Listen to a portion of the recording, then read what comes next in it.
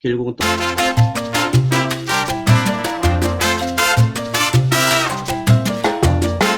또 우리 예수님께서도 이 말 구유에서 구유에서 또 태어나게 하셨는데, 이 부분을 또 보게 되면 가장 낮은 곳이 바로 말 구유라고 할 수가 있는데, 왜 이렇게 하나님께서는 낮은 이 곳에서 이러한 하나님의 그 역사하심을, 그 메시아의 그 탄생하심을 이렇게 확정하고 있을까 하는 것을 좀 생각해 봤어요. 그래서 모든 것이 다 하나님의 계획이겠지만, 미가서 5장 2절을 통해서 확정하고 있고, 그런데 또 한번 실질적으로 한번 생각해 봤을 때, 참, 이 구원은 이 높은 곳에서는 구원이 이루어질 수가 없겠구나. 높은 곳에 있으면 통치는 할 수가 있지만, 세상을 이 구원은 할 수가 없겠구나. 그래서 이 낮은, 사세로 또 낮은 곳에서 이러한, 이 목자들이나 또 뭐 동방박사 같은 경우에도 이방인을 대표로 하여서 바로 예수님이 바로 그리스도이심을 확정했듯이 이런 부분들을 하나님이 사용하지 않았을까 합니다. 그래서 이번 저는 성탄절에 참 낮은 자, 겸손한 그러한 자세로 우리가 나아가지 아니하면 안 되겠다 하는 것을 중심으로 한번 이 설교를 준비를 하고자 해요. 예. 그래서 왜 구유에서 태어나게 했을까 하면 바로 가장 낮은 자세만이 바로 이 세상을 구원할 수 있는 그런 사역이 이루어질 수 있기에 하나님이 그렇게 계획을 하지 아니었을까 하는 것을 생각해 봤어요. 예. 네. 구유에 대해서는 김마태 목사가 한 말씀 할 겁니다. 네, 김만태 목사님 구유에 대해서 한 말씀하시죠 지금. 제가 한 2주 전부터 왜 구유 있고 그다음에 왜 빈방인가 맞이할 곳이 없다라고 하는 것에 대해서 좀 생각해 보다가 그 책을 하나 제가 어제 쟀는데 케네스 베일리 중동의 눈으로 본 예수라고 하는 책이 있어요. 그 책에 아주 잘 소개를 해놨더라고요. 그래서 저는 이제 그 책을 읽다가 어렸을 때 빈방이 없습니다. 뭐 빈방이 없어서 욕 먹던 그런 것들이 생각나. 덕구 얘기, 덕구. 예? 덕구 얘기, 덕구.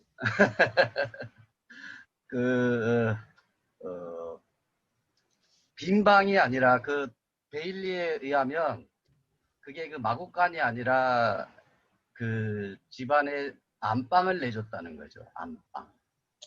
객실은 이미 다 찾고 그 집에도 그 마을의 사람들도. 그런데 그 마을에 누군가는 예수님의 탄생을 위해서 자기의 안방을 내주었다.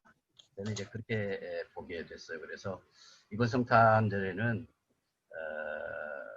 우리도 우리 안방을 내주는 그런 자세, 그런 마음, 그런 또 환대로. 그래서 예수님은 태어나실 때 환대 받으셨다라고 하는데 좀 초점을 좀 맞추어서 말씀 좀 나눌까 그런 생각입니다.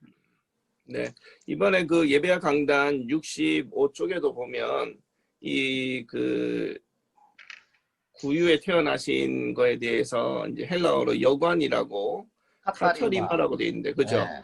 카타리마 자체가 이 사랑방, 그러니까 손님을 이제 이렇게 맞이하는 방인데, 그 당시에는 이제 손님을 접대할 때 오히려 진짜 자기들보다 더 좋은 방을 드렸잖아요. 그런 의미가 아닐까. 그리고 판도케이논이 이제 여관인데 여관입니다. 그건 아니죠. 이제 그게 아니고 카타리마라는 객실이 다 찼다는 거죠. 예, 그렇죠. 그 점에 대해서 네. 안방이라고 하는 표현을 오해할 수도 있을 것 같아요. 왜냐하면 그렇지 이제. 그래서 예. 베일리 책을 보면 오해하지 않아요. 예, 근데 사실상 다른 어떤 부분들을 보면 구약적인 배경에 대한 부분들을 이렇게 연구를 해보면 네. 안방이라는 개념보다는 대부분 가난한 사람들은 마국간에서 짐승들과 함께 거하는 공간이었다는 점에 대해서는 인정을 해요. 근데 안방이라기보다는 오히려 그런 부분은 사랑방 쪽에 더 가까운 우리의 구조로 보면 한옥적인 구조로 보면 안방을 내줬다라고 하는 부분들은 조금 너무 의도적인 해석이 아닐까 하는 생각이 들어요. 네, 의도적으로 해요, 그렇게. 아, 예. 그렇게 해석하라고 그렇게 얘기해요, 제가 설교할 때. 네. 왜냐면 그 부분을 난 이렇게 해석한다. 그래서 이렇게 해석하는 거니까. 맞아요. 저는 그래서 해석한다라고 얘기합니다. 설교할 때. 네. 예. 자, 우리 정근영 평화. 목사님. 네. 누가 얘기하실래요? 예, 윤석구 목사님. 예, 예, 한번 예. 말씀하시죠. 예, 예. 사람들이 누구나 다 평화를 원하잖아요. 네. 그런데 평화를 이루는 그 과정에서 예수님의 방법과 또 가이사 아구스트의 방법이 완전히 다르다는 것을 좀 느끼게 되는데요. 네. 예수님, 하나님께서는 왜 이렇게 가장 낮은 곳을 통해서 평화를 이루어 가시는지 좀 더 구체적으로 좀 누가 설명을 해주시면 더 좋겠습니다. 네. 저는 이제 오늘 요거 같이 읽을 때 갑자기 그런 생각이 들었어요. 왜 예수님은 밤에만 태어나지? 낮에는 태어날 수 없었나? 예. 깜깜해서 그러나? 낮에는 밝아서. 그래서 목자들에 대한 이야기, 낮은 곳을 이야기. 그래서 이제 유 목사님 얘기 들으면서 예수님도 지금은 어두운 시대인데 내가 있으므로 낮이다라고 하는 얘기를 했던 것들도 생각해 보면 그 밤에 태어나셔야 했던 이유가 좀 되지 않을까 하는 생각을 그냥 생각이 좀 듭니다. 아니, 별이 인도하는데 낮이었으면 별을 보이나? 밤에 해야지. 누가가 얘기하고 싶은 얘기가 이제 누가복음 전체를 보면 그게 더 확실하니까 여자를 높이고 낮은 곳에 있는 이런 것들 네. 보면 문제가 되기도. 네. 그리고 제 생각에는 밤이라는 이게 상징적 의미가 있는 것 같아요. 그러니까 네. 예수님께서 빛으로 오셨다라는 네. 것은 이 세상이 어둡다라는 거죠. 이 세상이 어두운데 어두운 가운데 빛으로 오신 또 별을 통해서 오신 예수님이라는 부분이 상징적으로 우리에게 주는 메시지가 있지 않을까 하는 게 느껴지고, 아까 전에 윤석근 목사님께서 질문하신 내용인데, 평화가 과연 그러니까 기득권자들이 이루는 평화가 진정한 평화일까? 그래서 저도 그런 생각을 합니다. 그래서 기득권자들은 이 사람이 가지고 있는 욕심이라는 게 있잖아요. 그 욕심으로 진정 평화를 만들어낼 수 있을까?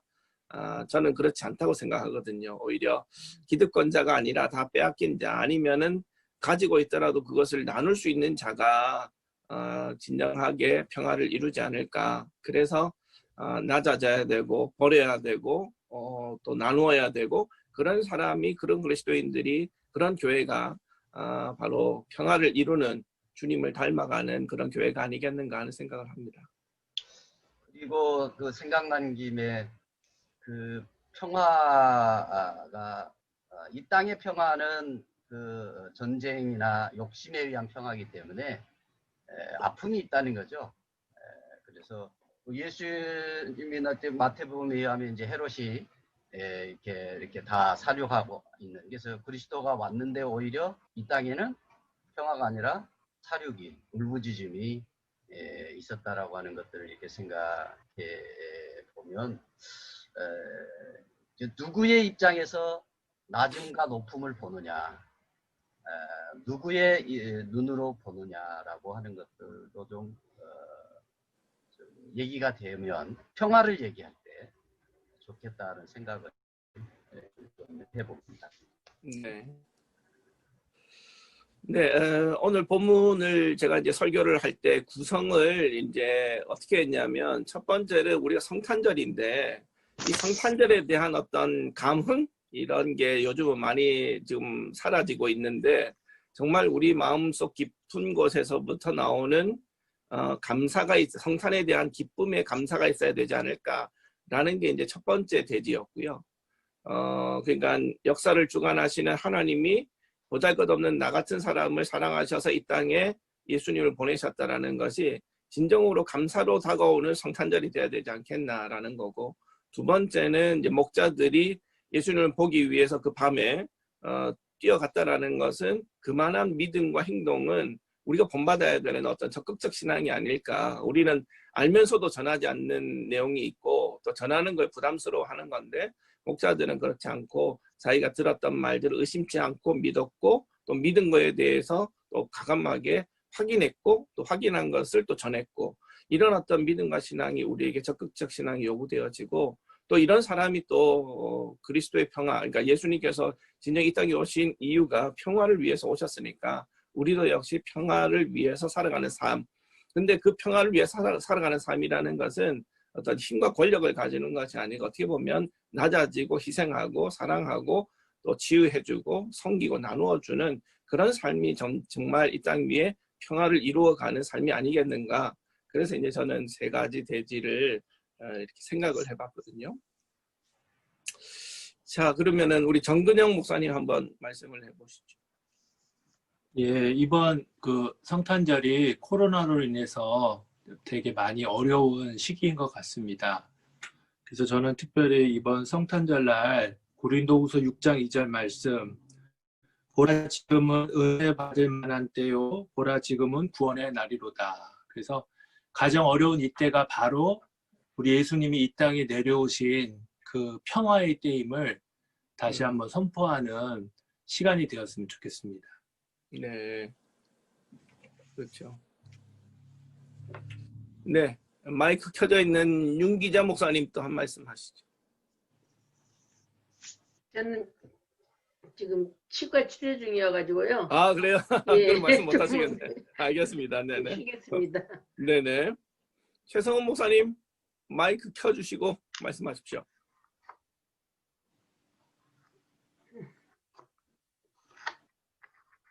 네, 됐습니다. 네.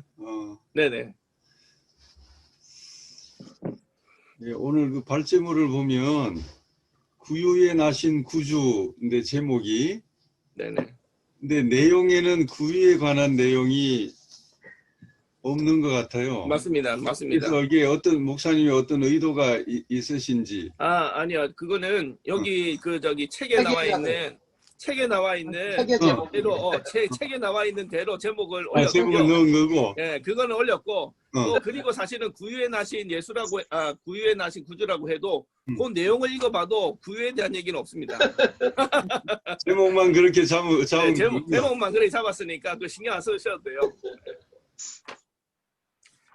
그래서 사실은 내가 이번 주일날 엊그제 이제 설교를 했는데 이 본문을 가지고 설교를 하는 건데 제목은 다릅니다. 제목은 제가 뭐라고 제목을 했냐면, 잠깐만요.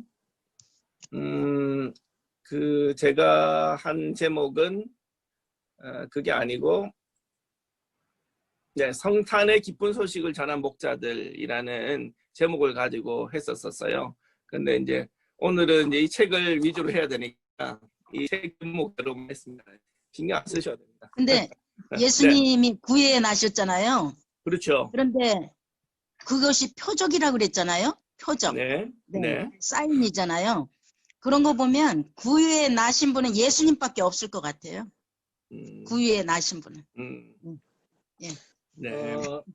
그 당시에 이제 구유에 대한 부분들이요.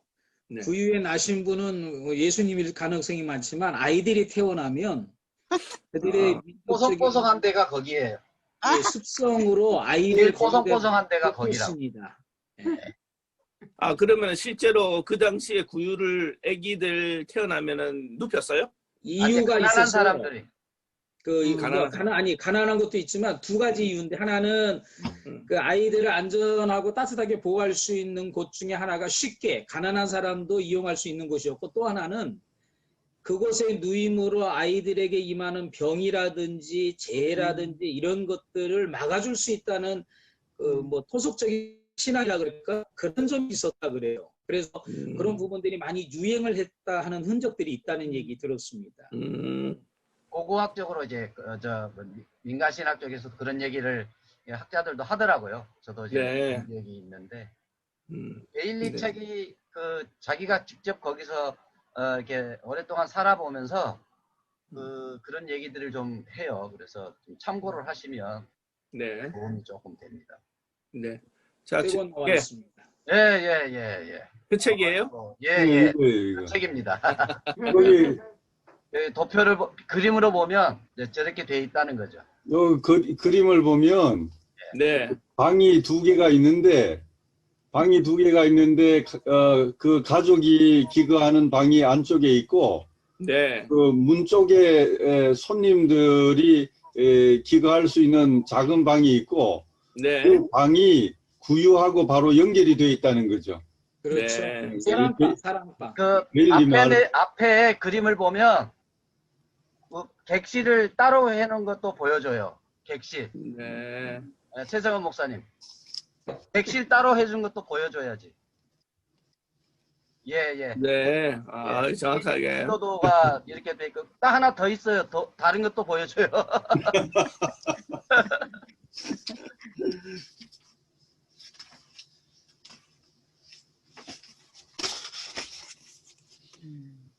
예, 이렇게 네, 객실이 돼 있어요. 네네네. 그래서 제가 안방이라고 하는 얘기를 했던 거예요. 실질적으로 여기 지금 아이들하고 함께 사는데 예수님이 이곳에 태어나신 거죠. 네. 예, 베일리가 참 친절하게 잘 해놨더라고요, 그거는.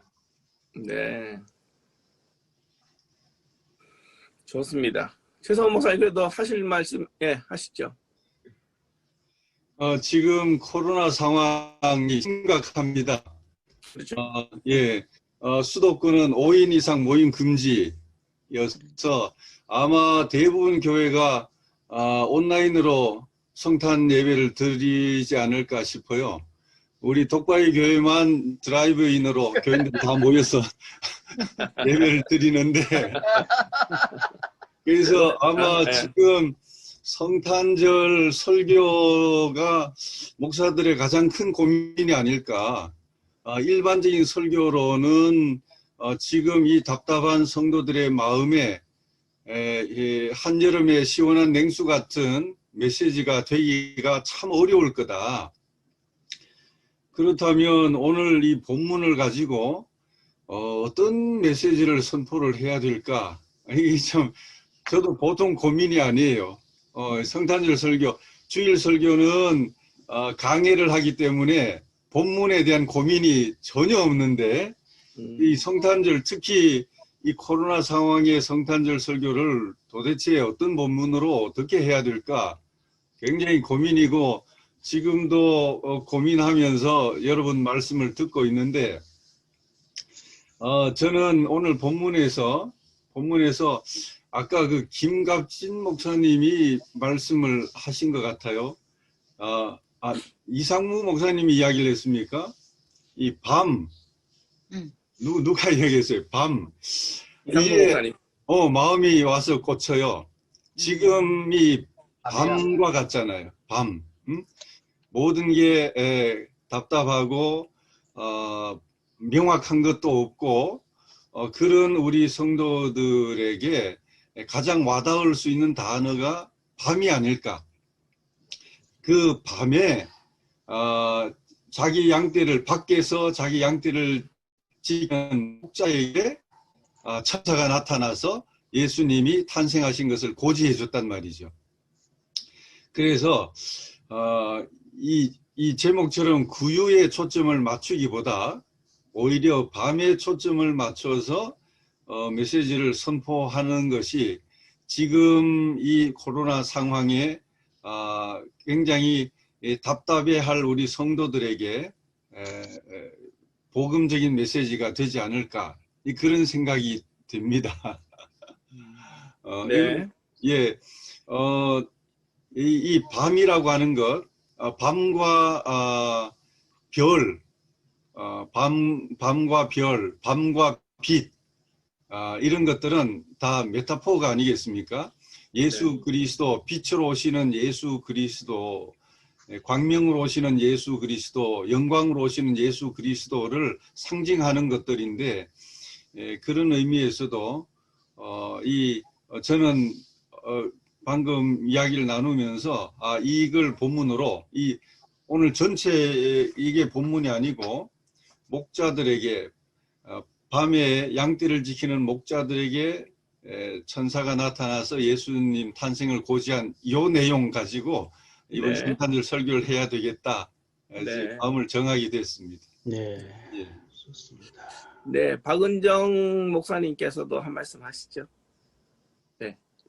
예, 항상 라스트를 하니까 두려운 마음으로. 저는 우리 최정 목사님께서 밤에 대해서 말씀하셨다면 저는 낮은 자로 오신 그 예수님에 대해서 이야기를 하려고 그러는데요. 제가 특별히 우리 교회가 좀 더 어린 아이들이라든가 이런 다음 세대에 대한 관심을 가지고 있는 게 특별히 그 어른들은 이미 익숙해져 있고 또 고질적이라서 변화가 없어요. 변화시키기 힘들고. 특히 이제 저희 교회 지금 어른 70대 노인이라고 하긴 뭐지만 70대 어른 한 분 남자분이 이제 오시는데요. 그분이 이제 4대째 예수를 믿는 가정이고 평양에서부터 네. 그런 분인데 너무 저를 힘들게 해요. 주일마다 설교를 다 이렇게 요약을 해서 네, 그래서 저한테 항상 매주마다 저한테 이렇게 해서 저의 설교를 가지고 다 이렇게 분석을 해서 카톡으로 올려주시는 한 분이 계세요. 좋은 정보네.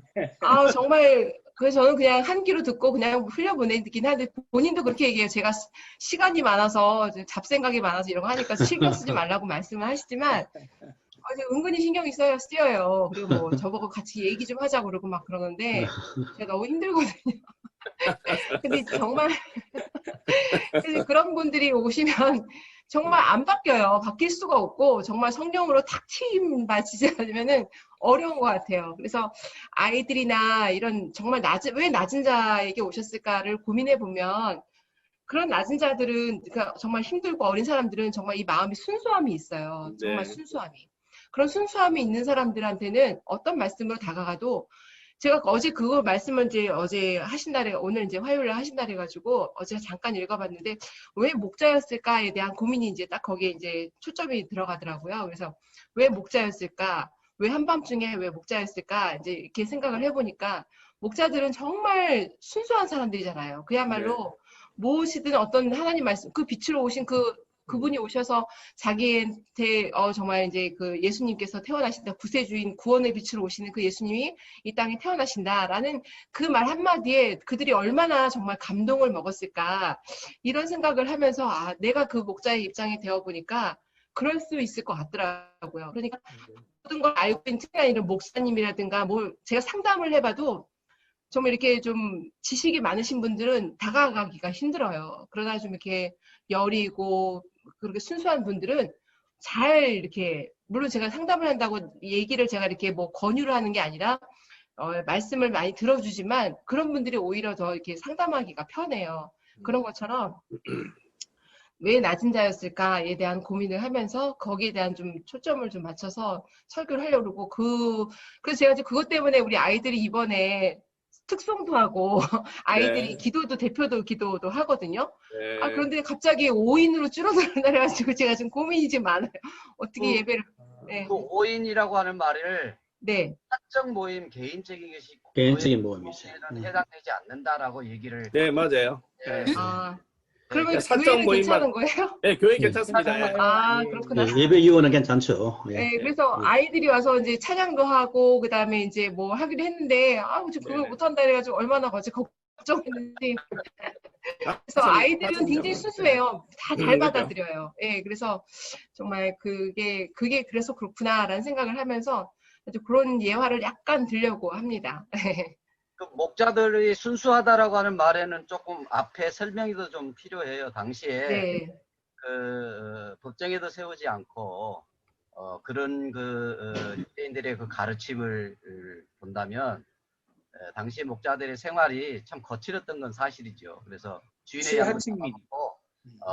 그 값도 안 치르고 야곱이 했던 말 같은 것도 잘 이렇게 보시면 그렇게 목자들이 순진하다고만은 아닌 거죠. 그래요. 거칠긴 하겠지만. 정말 그럴 수밖에 없는 삶이 사회적으로 그들이기 때문에 그렇게 된 거지. 진짜 순진했다? 그거는 좀 잘못 들으면 또 그렇죠. 조금 아는 사람들은 저거 아닌데 그럴 수 있습니다. 그때 목자들의 입장도 그 속에 이제 순수함과 또한 믿음이 없었다라면 양을 쳤다는 것은 양을 또 버려두고 아기 예수님의 탄생을 놓고 경배하러 갔을 때 그 양을 내어놓는 것은 그냥 보통 일이 아니거든요. 자신의 그 생명을 다 버리는 것과 마찬가지거든요. 그때 당시에 그 양이라고 하게 되면 모든 이 재산, 모든 것들을 다 내버려 두고 갔다는 것은 그래서 참 이 가장 하층민인 이러한 보잘것없는 이 참 소외되는 그러한 신분을 가지고 있음에도 불구하고 그 아기 예수님께 그 자기의 재산 모든 것들을 다 버려두고 경배하러 갔다는 사실, 이 사실이 참으로 대단한 것 같아요. 우리는 그 믿음을 배워야 되지 않는가 싶어요. 우리가 조금 감상적으로 생각하면 다 메시지화 시킬 수는 있는데 사실상 목자들은 한밤중에 양들을 항상 모아놓거든요. 그리고 광야 같은 데도 돌더미로 해서 양들이 들어가서 쉴 수 있는 곳들이 분명히 있었을 거예요. 그때에도. 그렇다면 또 맹수들도 있었죠. 맹수들이. 그런 부분이 있으니까 너무 그 부분을 이제 감상적으로 목자들이 막 그냥 그래버리면 오히려 메시지가 조금 좀 감정을 건드리는 부분이 될 것 같고요. 저는 오히려 누가복음은 우리 목사님 말씀한 것처럼 가난하고 약한 자들 그리고 시몬과 안나와 같이 그 어려운 상황에서도 주를 기다리는 자들에게 주님이 나타나셨다는 부분이 오히려 누가복음에서는 더 강조가 되고 있다면 가난한 자, 연약한 자라는 측면 정도만 얘기를 하는 것이 좋지 않을까 하는 생각도 들어요. 예. 네, 그리고 그 목자들이 다 깨어있는 게 아니고 목자들도 돌아가면서 자는 사람, 깨어 있어서 해야 하는 사람. 그래서 목자들이 이제 주로 이제 강조를 하려면 자기 일을 성실하게 감당하고 있는 되죠. 그런 쪽으로 가야 오해하지 않을 수 있죠. 네. 목자에 대해서 좀 더 연구를 하겠습니다. 이번 주는 예수의 구원에 대해서 너무 열렬하게 강조를 했기 때문에 이 성탄절에는 예수의 구원에 대해서는 조금 이제 이렇게 좀 하고 네, 오심인 거죠. 네, 누구에게 오셨는가에 대해서 좀 관점을 두고 설교하겠습니다. 네. 네. 자, 그러면 오늘 또 본문을 가지고 또 더 말씀하실 분들이 계십니까? 여기 그 8절에 그 목자들이 자기 양떼인데 이것을 참 조금 이제 보통 목자들이 다 자기 양떼가 아니고 그 주인은 따로 있잖아요. 그렇죠. 혹시 문학적으로 이게 어원적으로 목자들이 지키는 그 자기들이 돌보는 것들을 다 자기 양떼라고 말을 한 건지 아니면 진짜 자기 양떼면 부자인 거요. 아니 그렇겠네. 그 당시 한밤중에 양을 지키는 자들은 결코 주인이 아니에요. 우리말로 하면 소장농과 같이. 소장농인데 하여튼 이걸 우리 말로 보면 오해할 수 있다고요. 그러네요. 그럼 저 질문이 있는데요. 마리아가 이미 잉태되었더라. 그러면서 이제 해산하는 날이 차서 이제 막 쉴 곳을 찾는다는 말씀이 나오잖아요. 제가 어디더라? 예, 6절에 거기 있을 그때 해산하는 날이 찬 건지 아니면 움직이는 가운데 해산할 때가 된 건지. 베일리의 책을 보면 그 이야기를 해요. 네. 예, 미리 그래서 그 뭐 도마복음인가? 아니 뭐 야고보의 복음인가? 그 책에서 이제 그렇게 편견과 오해를 하게 만들었다라고 하는 얘기는 좀 미리 가 있었던 거예요. 미리 가 있었던 거죠? 네. 왜냐면 아까 그분이 저한테 문자 메시지를 보내기를